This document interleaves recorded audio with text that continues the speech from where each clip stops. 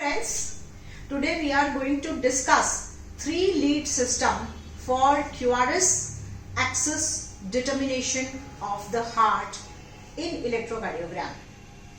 So I will again once more come to iron-Thorman triangle. Iron-Thorman triangle is formed by standard bipolar limb lead 1, lead 2 and lead 3, right? So lead 1 is between right arm, left arm with the positive pole at the left arm. So this is lead 1, this is lead 2 because downside will be positive pole, so this is minus plus. This is lead 3, downside will be positive pole, so this will be minus plus. So if we push these axes on the center of the heart and we make a clock or hexaxial system, the lead 1 if we push like this will be at 0 degree. So 0 degree will be positive pole, right? Lead 2 if we push like this will be at 60 degree with positive pole at the 60 degree. And lead 3 if we push like this will come to plus 120 degree with a positive pole at 120 degree, right? If we take this 0 central line, above we denote as negative anti-clockwise and below we denote as positive like this. So everything is above is negative, below is positive, right?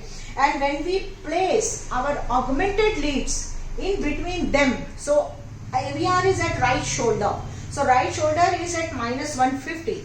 So at minus 50 there is positive pole of the AVR, okay, positive pole of the AVR. Since positive pole is here and general QRS axis direction is down and left, so everything in AVR is negative because even P wave axis is down and left. So P, QRS, T, everything is negative in AVR because it's positive polarity here and the components are moving away from the positive towards this negative pole, right? So AVR is here and then AVL is we keep at the left shoulder. So the positive pole of the AVL is at minus 30 degree, the positive pole, right? And then we go to AVF. AVF is directly vertically down. So it is placed in the left leg down. So it is at plus 90 degree. So positive pole is at plus 90 degree. And if we extend them and we make a clock, so this is the hexaxial reference system. Last time we discussed the quadrant method wherein we use only 2 leads. One and the perpendicular lead to it was AVF. And by that we discussed the whole QRS axis determination. But then it is not enough always. So we need to have some more method, and that is 3-lead system. Now in 3-lead system we can either take the bipolar limb leads, that is 1, 2 and 3, or we can take 1, 2 and instead of 3 we can take AVF. So we can take the leads of quadrant system 1 in AVF and we look into 2 also, or we take bipolar limb leads 1, 2, 3.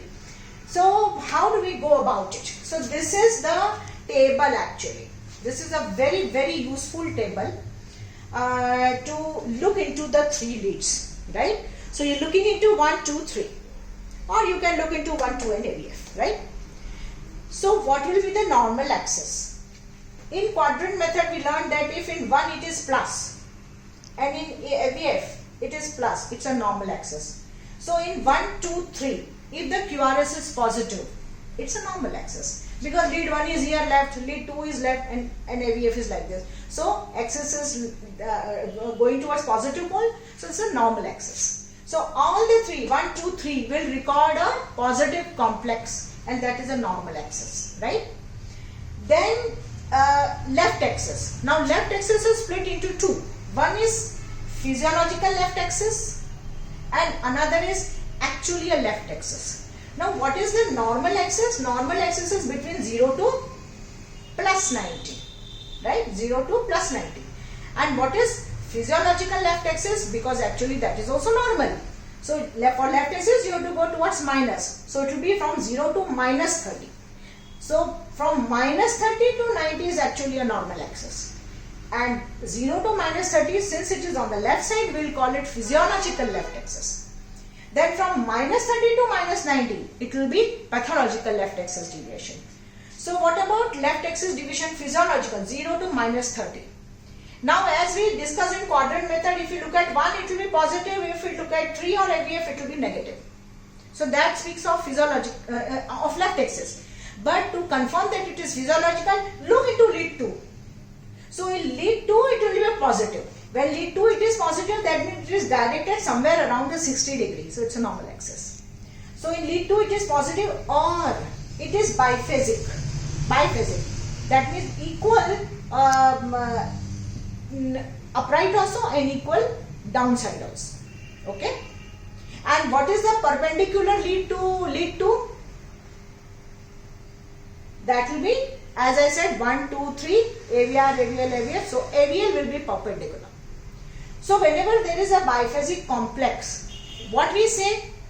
A lead which records a biphasic complex, the vector which is going towards the lead is actually perpendicular. So what is the perpendicular lead to 2? That means vector is directed into the lead which is actually perpendicular, will record the best. So that is the AVL, and AVL is placed at minus 30. So that way also we can say that the axis is actually not beyond minus 30. So it's a physiological axis, right?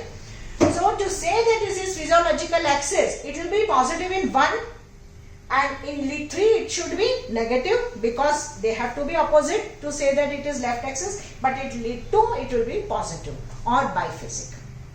And what will be the pathological left axis? When again it is for the left axis, since it is on the left side, lead 1, it has to be positive in lead 1 and it has to be negative in lead 3 or AVF, right?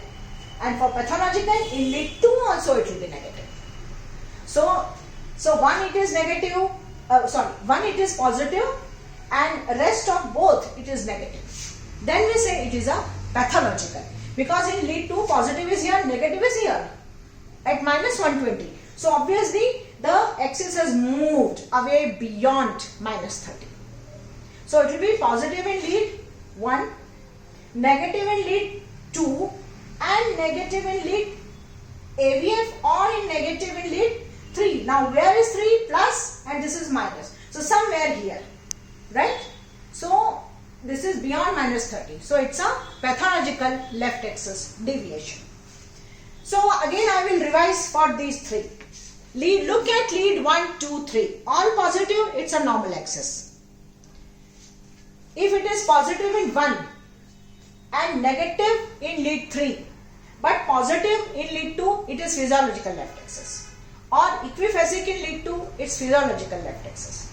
But if it is positive in 1 and negative in 2 and negative in 3, then it is pathological left axis deviation. Now for right axis deviation, in quadrant method we learn that right meet. So lead 1 has to be negative, because this is lead 1 positive position, so it has for right axis it has to go in this direction, right? In this direction. So it will be negative in lead 1 and it will be positive in lead 3. Now where is lead 3 in the hexaxial reference system? Here is the lead 3 at plus 120 degree. So it is directed here beyond 90 degree, right? So in right axis deviation, negative in 1 and positive in lead 2 and positive in lead 3, right? So this is similar to quadrant method. 1 is negative, lead 3 is positive, and 2 is also positive. Why 2 should be positive? Because general direction is like this. It cannot be like this, right? So everything is positive except in lead 1. So right axis deviation, suddenly when you start seeing in lead 1, the complex is negative. That means it is going away from the lead 1. That means it is going up, because lead 1 is on the left side. So it is going away from the left side, means it is going to the right side. You should always think of right axis deviation. And then look at into lead 2 and 3 and they are upright. So that means it is a right axis deviation. Now what is extreme right axis? Extreme right axis is between, so what is right axis? Right axis is between plus 90 and plus 180. Between plus 90 and plus 180. Some say it should be beyond plus 100. Okay. And what will be the extreme axis? This is minus 90 to minus 180. Or if you go from this side, it will be plus 180 to minus 90. You can say anything. So that is why it is also called no man's land, because we cannot say whether the axis is shifted like this or axis is extreme left or extreme right. So it is in this corner between minus 90 to minus 180. This is an extreme axis deviation. And now you can see beautifully, AVR's positive pole is here and the axis is directed here, just opposite to normal. Normally it is directed here, now it is directed this side. So that means AVR is going to record the positive complex of the QRS, right? So normally this lead records everything negative. Now here it will start recording positive. So that is another clue. So we are talking about extreme right axis deviation. So what will happen in extreme right axis deviation? Everything will be negative. So look at 1, 2, 3, everything will be negative. And when can it happen? Generally it happens in when the QRS is originating from the ventricle, such as a paced rhythm or accelerated ventricular rhythm or ventricular tachycardia. So in that case, the whole axis will be like this, opposite to normal axis. And everything will be negative in lead 1, 2, 3. So when everything is negative in lead 1, 2, 3, it is extreme axis. When everything is positive in 1, 2, 3, I mean everything is QRS axis. So when the QRS is positive in 1, 2, 3, it's normal.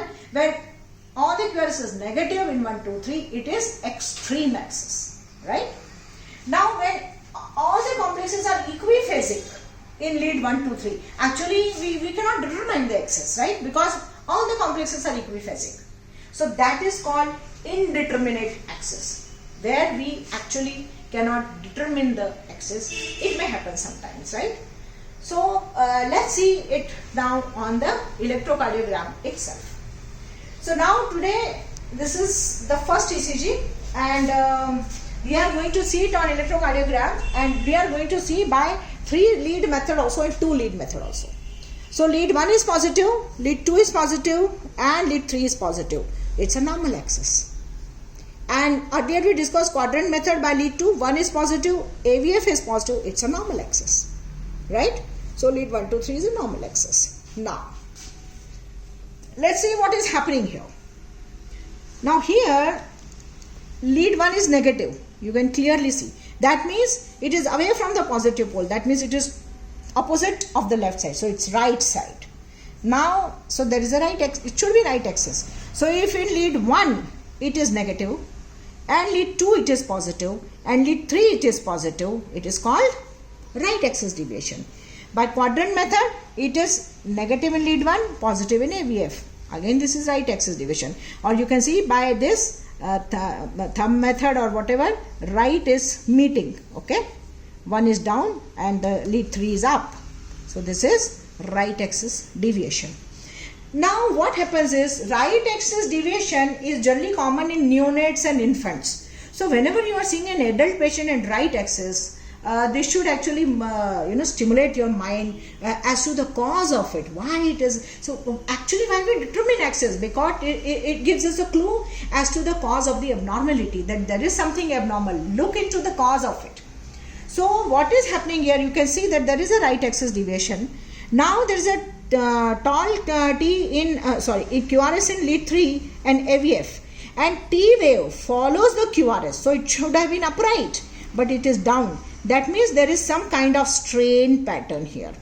And look at V1, V2, V3, there are some T wave inversions, but although they are following the general direction of the QRS, because QRS is negative, so this is also negative. In fact, this was a case of, since there is a strain pattern, this definitely speaks of some right ventricular strain, right? There is a right axis deviation, there is a possibility of strain on the right ventricle, which can happen in pulmonary embolism or pulmonary hypertension due to any cause. Now this patient has a poor R wave progression, right? So poor R wave progression, R wave is not progressing.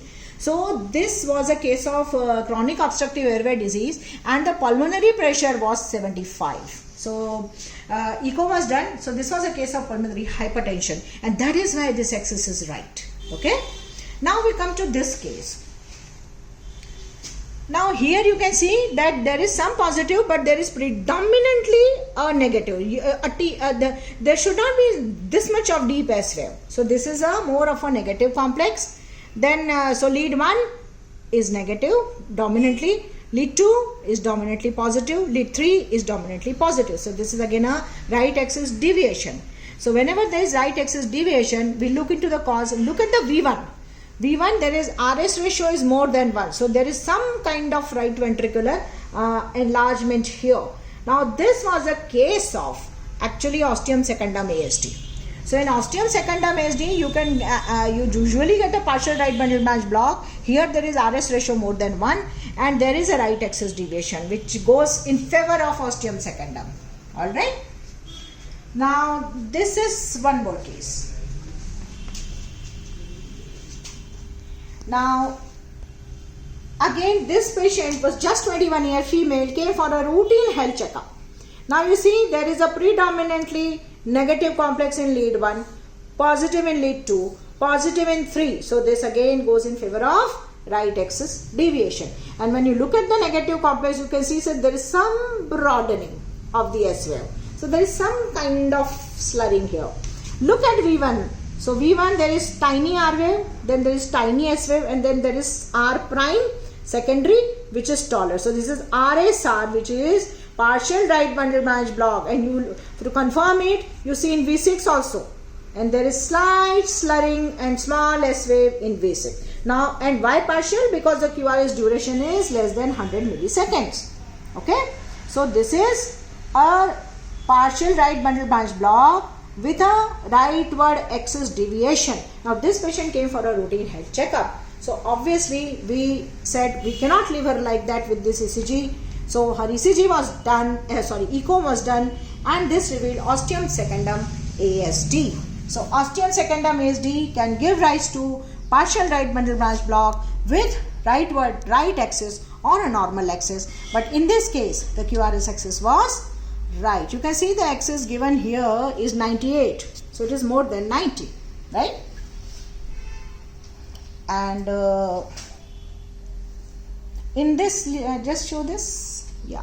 In this also, you can see that since it is more, it's a deeper S wave, so QRS axis will be more rightward.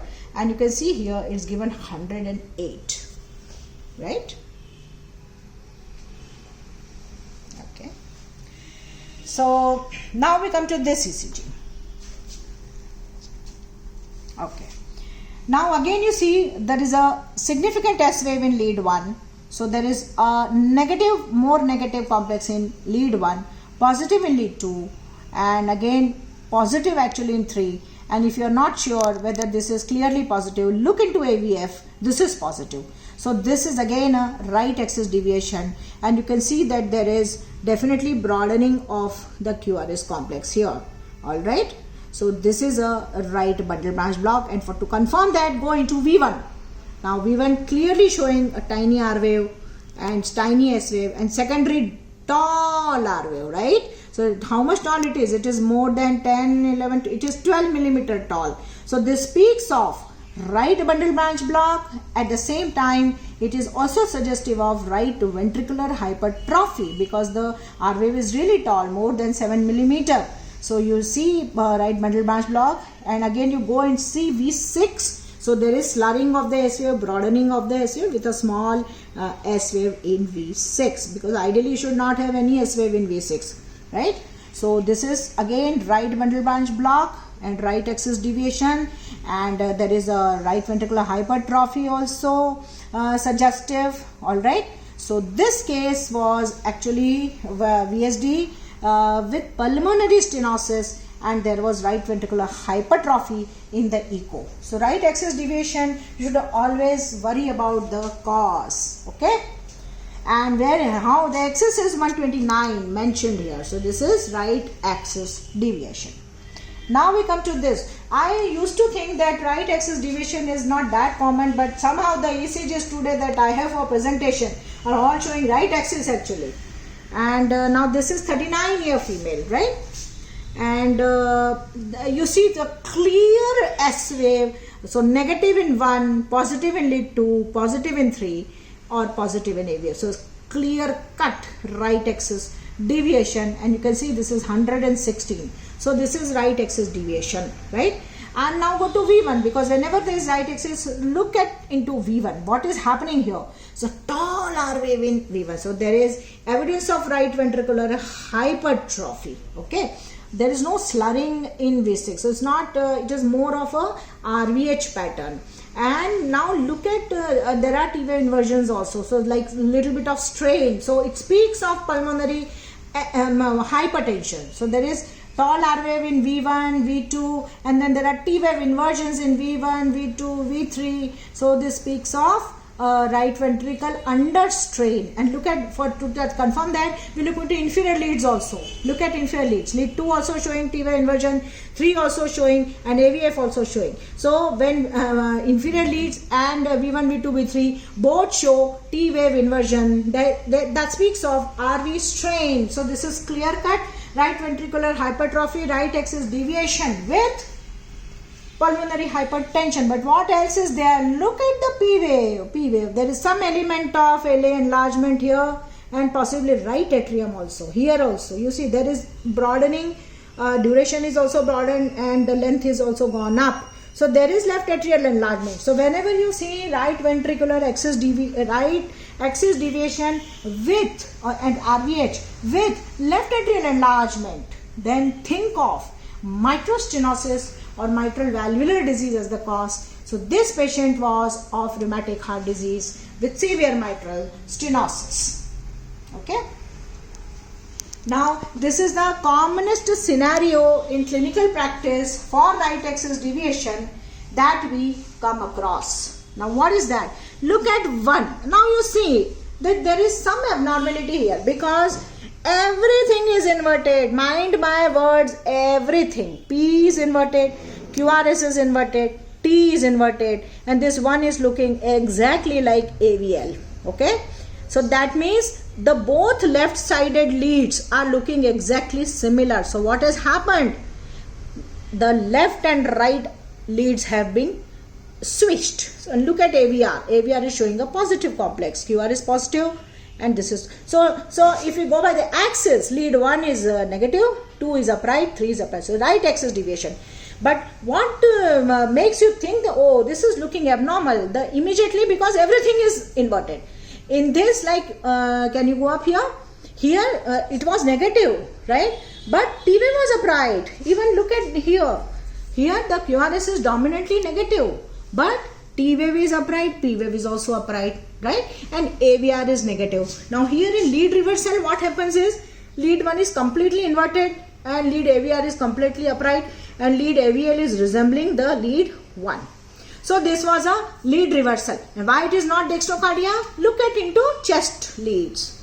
So in chest leads there is a normal progression of the R wave. Okay? That means the heart is on the left side because R waves are progressing normally. Okay? So this is a case of lead reversal. So right arm and left arm leads were switched. And this is after correction of the leads. See the magic? The axis has become normal. Lead 1 is normal. AVR has inverted. Lead 2 is normal. 3 is normal. AVL is upright. And so 1, 2, 3 all upright. It's a normal axis. So you should always remember that whenever you are thinking of lead reversal, you should see that everything is inverted in lead 1. Okay? Remember this point. Everything is inverted in lead 1. We have discussed so much of right axis, and actually in clinical practice we don't see so much of right axis. What we see normally is left axis deviation. Left axis deviation, as I told you, could be physiological, pathological. In obese people, left axis deviation is there. In COPD, there could be a left axis deviation. And somewhat misplaced leads can have left axis deviation.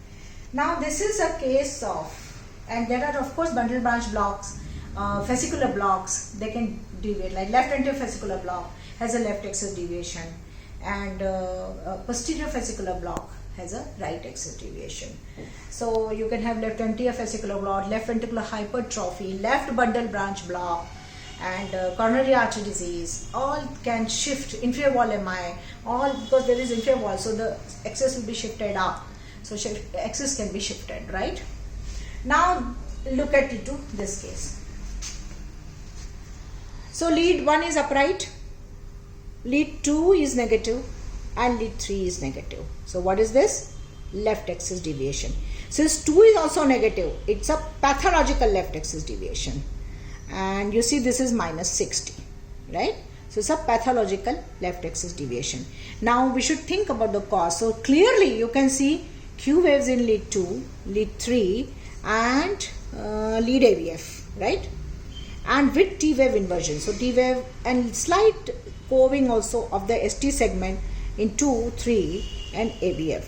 So this is a myocardial infarction, inferior myocardial infarction of some duration, and because of the inferior myocardial infarction, the axis has shifted superiorly. So that is why there is left axis deviation. So it is positive in 1 and negative in 2 and 3. All right. Now this is also a case of left axis deviation. Now you can see this is positive in lead 1 and negative in 3. To confirm that it is physiological or pathological, look at into lead 2. If we look at into lead 2, there is some positive element, but dominantly it is negative. So this is a negative axis, right? Pathological. And look at QRS, just barely minus 37. That is because there was some positivity also. So it is just beyond minus 30. So very, very minimum left axis deviation, pathological. But so we should think, what can it be the cause? So look at chest leads. So you can see that there are poor R wave progression in 2, 3, lead 4, V4, V5. So there is hardly any R wave progression here. Or we can say the QRS transition. In the horizontal also the axis is shifted to the right. And then if you look at AVL, the AVL there is almost 10 or 11 millimeter of R wave in AVL. So there is probably LVH also. So this could be because of coronary artery disease, old anterior myocardial infarction, and that is why there is left axis deviation. Or because it could be left anterior fascicular block. But generally in left there is QR in lead 1 and AVL, and lead 3 there will be RS, but S will be deeper and R will be very tiny, in lead 3. So it could be a left axis deviation because of left anterior fascicular block, but generally in left anterior fascicular block the QRS is shifted more negatively, like it will be say minus 45, minus 50 or so. Right, it will be beyond minus 45. So it's difficult to say, but what is happening here, probably there is left ventricular hypertrophy, and because of that there is left axis deviation. And when we did the echo, this patient had only left ventricular hypertrophy, and there was no evidence of coronary artery disease. So today I think we have discussed all about the second method, that is 1, 2, 3. I will just one more revise. When all positive, it is normal axis. When it is positive in up, lead 1, and negative in 3, then it is possibly left axis. But then it is positive in lead 2 or biphasic in lead 2, then it means physiological left axis. When it is positive in lead 1 and negative in lead 3, then it is again left axis, but in negative in lead 2 also, then it's a pathological left axis. And for right axis, it will be negative in lead 1 and positive in 2 and 3, it is right axis. And all the leads show negative complex, then it is extreme axis. And all the leads show equiphasic complex, then it is indeterminate axis. So this is all for today, my friends, and see you in the next video, wherein we will discuss the hexaxial lead system by the equiphasic complex and voltage in the perpendicular lead, and how to calculate the axis, which is actually a true method. And all three methods should be applied in the patient so that we learn fast and we memorize it nicely. So keep learning and keep spreading the knowledge. Jai Hind.